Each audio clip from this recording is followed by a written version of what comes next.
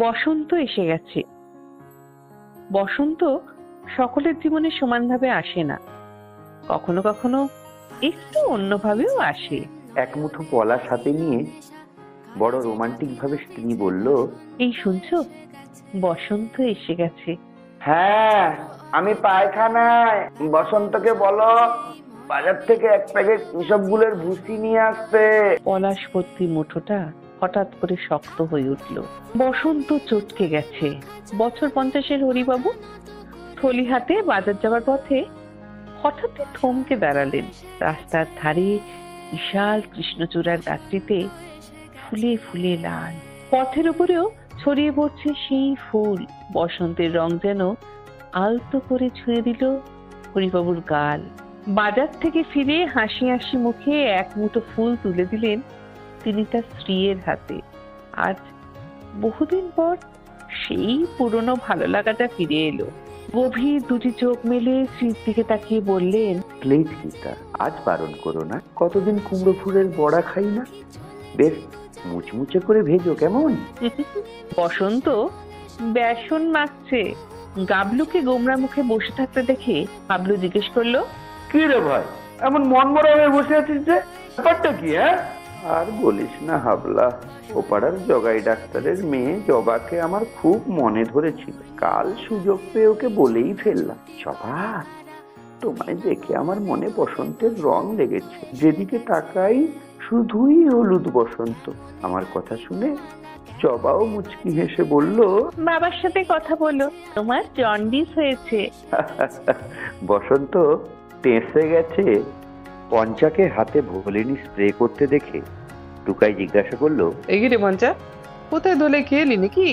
আর না রে ভাই, সকালে ও পাড়ার ঝুম্পা বৌদি এসে আমায় বলল, আজ হোলির দিনও তোমার দাদা ছুটি পায়নি।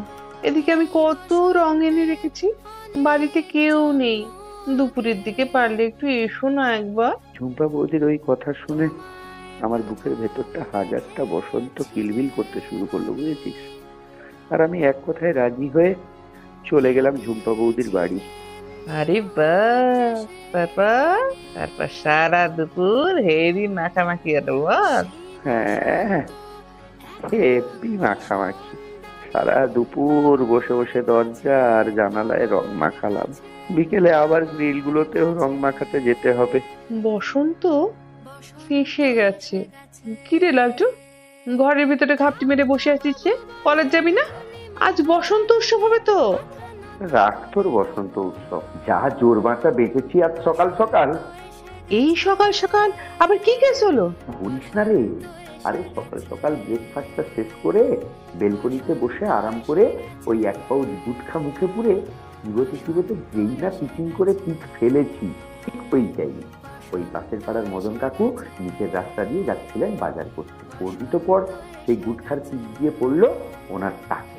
চোখে টাকটা একেবারে ভোরের সূর্যের মতো টকটকে লাল হয়ে গেল।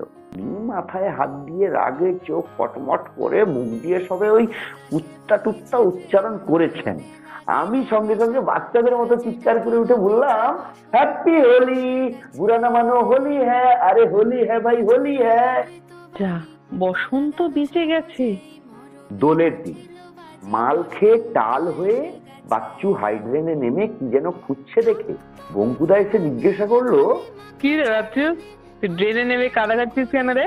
হ্যাঁ বঙ্কুদা, বসন্ত এসেছে তো। হ্যাঁ, তো বসন্ত এসেছে তো রং খা আর মাল খা, তা না ড্রেনের মধ্যে ময়লা কাদা খাচ্ছিস। হ্যাঁ, আরে দাদা, দুজনে বসে তো মালই খাচ্ছিলাম। তারপর ওই বসন্ত বাথটবে স্নান করতে নেমে কোথায় যে গেল আর শালাকে খুঁজেই পাচ্ছি না। যা, বসন্ত স্নানে গেছে। কি রে নতুন, তুই এমন লেংচি লেংচি হাঁটছিস কেন? চোখে কাল ছিটে, কাল ফুলে ঢোল, কোথায় ঠ্যাঙানি খেয়ে এলি? আর বলিস না রে, কাল সকালে ওই চাপাকে একটা লাউলতা দেখেছিলাম চাপারানি সরসরানি। আমার হৃদয় কলি পার্কে এসে সন্ধ্যাবেলা এলো, দুজনে হোলি জানিস। চাপাও একটুখানি রিপ্লাই দিয়েছিল, লিখেছিল, সন্ধেবেলা আসবো আমি, কাউকে না জানিয়ে, মায় দেব সত্যি করে পলাশ দিয়ে রাঙিয়ে। জানিস, এই বিশাল দিয়ে তো আমি তো পুরো পাগল। সন্ধ্যা হতে না হতে সেজে গুজে ফুল বাবুটি সেজে পার্কে গিয়ে হাজির হলাম। তারপর তারপর কি হলো? আর তারপর তারপর আর কি ভাই, সত্যি সত্যি পলাশ এসে আমার পুরো ছৌড়াটাই রানিয়ে দিলাম।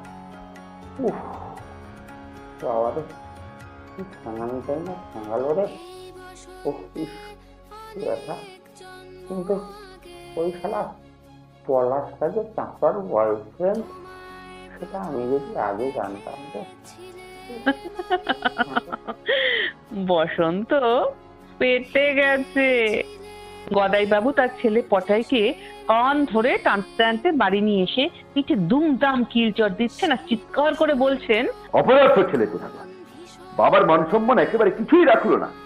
বসন্ত উৎসবে ফুর্তি করার নামে বাবু কিনা নেশা করে বেড়াচ্ছেন, এমনকি নিজের বাপকেও চিনতে পারছেন না। এমন কুলাঙ্গার ছেলে আমার ঘরে কি করে জন্মালো কে জানে।